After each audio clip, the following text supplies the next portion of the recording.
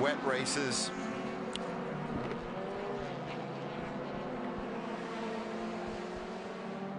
Now another stop-and-go penalty. That's for Hugo Chai from the Phillips 66 race team. 1 second stop-and-go penalty. But don't forget, as I said, you've got to slow down, stop for 1 second, start up, and then join. So I would say that would equate to at least about 20-30 seconds. All in all, you just don't want to get infringements from race control in any class of racing, in any championship, anywhere around the world. It's a direct detriment to your race. Now this is getting really tight in these back markers. That looks like the front two in MTC, the Proton R3s, that are causing a bit of havoc for Jonathan Z, who's now having to do the most defending he's had to do.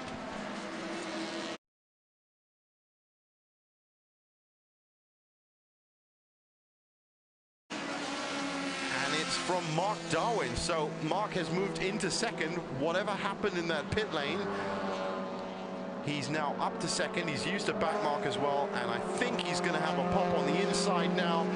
Mark Darwin has taken the lead with 15 minutes left to go. The switchback sees Jonathan Z settling behind. That is a fantastic performance from Mark Darwin. Started from 39th on the grid after finishing 39th yesterday. Needed points. Is he going to concede it to Johnny Z into turn one? Well, he just lightly drifts across the line, and I think he knows exactly where his car is. He's now going to aim for the middle of the switchback between turn one and turn two. Right there. That's beautiful stuff from Mark Darwin. Well done indeed, but what a performance we've seen. He was up to fourth from lap one, so it was a lightning start from him, but after that, managed his pit stop well. All three of the top three came in at the same time, remember. But for some strange reason, Mark came out in third from the pit lane. I'm expecting him to put in a very fast lap. He's on 2:28, 2:41 right now. His best at 2:27.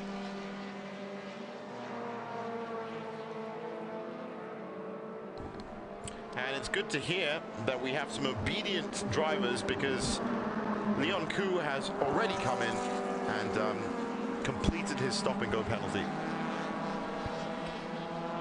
My own personal feeling is that race control notes things like that down. If you came in immediately, then that's good. That's going to be, I don't think it's going to affect any other decisions, of course, which is based on your driving. But I'm sure if you're given a stop-and-go penalty, if you do then take 20 minutes to come in and do it, I reckon it's noticed. Now, these two cars have played quite a part, those two Proton R3 Suzuki Swifts. Farouk Kariman, or Shafiq Ali, I should say, and Mitchell Chia behind the wheel of those cars. Not only are they topping MTC, but they also allowed this man, Mark Darwin, to catch up and get enough track position.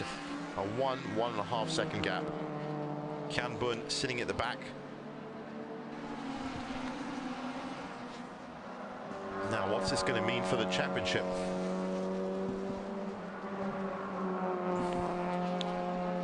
And you know what? I don't know if it's actually a trend, but Hugo Chai has also come in and completed his stop-and-go penalty. I want a big round of applause to Leon Koo and Hugo Chai for being so efficient in cleaning up those stop-and-go penalties.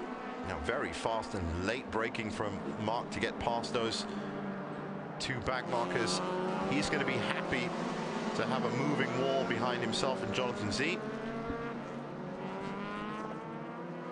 You know, I've been talking a lot about Jonathan Z in finishing second, but really what a performance he's had over the weekend. I was just saying, our engineering had a great weekend performance. Well, Johnny Z's had a great weekend performance, not just providing entertainment for us, the neutrals watching, but also a second and looking like another second now. Very good stuff.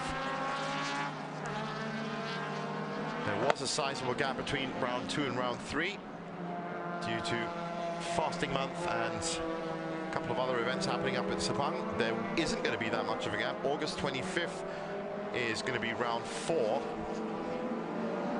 and that is going to be a key round for the likes of Mark Darwin, because from now till the end of the season, September 27th, with that 300-kilometer endurance race, that's a different proposition, racing a 2-hour race. You can see the gap now visibly getting harder and harder to deal with for Johnny Z. Just over 10 minutes left.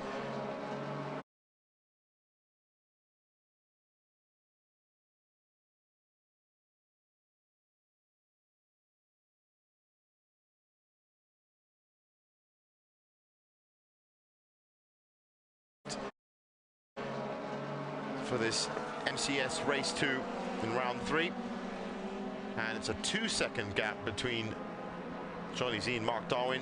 Kian Boon settling back some 5 seconds off the leader now. Abdul Qadir Laiwi Singh in 4th. Alif Singh in 4th. Alif Hamdan in 5th. They're still having a great fight, by the way. We haven't seen it. Well, that is more problems for SD Wangan, because it looks like they may have taken another spin.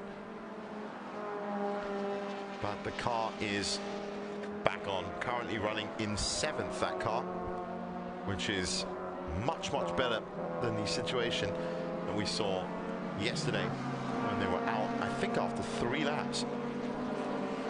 So SD Wangan looking like they are, and that is a fully Singaporean team as well. They're looking like they're going to have a couple of cars finishing today, which is good. MTC, as we said, Farid Karaman and Shafiq Ali. Shafiq Ali behind the wheel of that Proton R3, ahead of Mitchell Cher by just 0.2 seconds, so they really have been in formation. Leona Chin, sorry, has had a bit of a nightmare, was in the pits a couple of times. So she's going to lose ground in the championship for sure to Proton R3. SB2, Chong Kiat Wai has taken, in fact, Takashi Ito for Rios Racing has now taken the lead ahead of Adi Rahimi Rashid. That's a big change. Only 0.2 of a second between them as well. That's a massive fight that's happening. Well. It has been battles and action from start to finish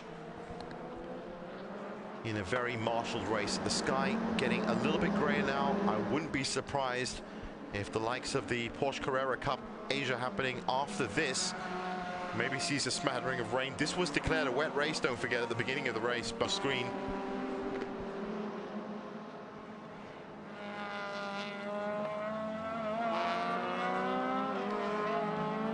And whatever has to be said, this number 22, A45 from Kian Boon, has set the stage this weekend. It's not going to be winning today, but was in all the incidents yesterday. Had a touch with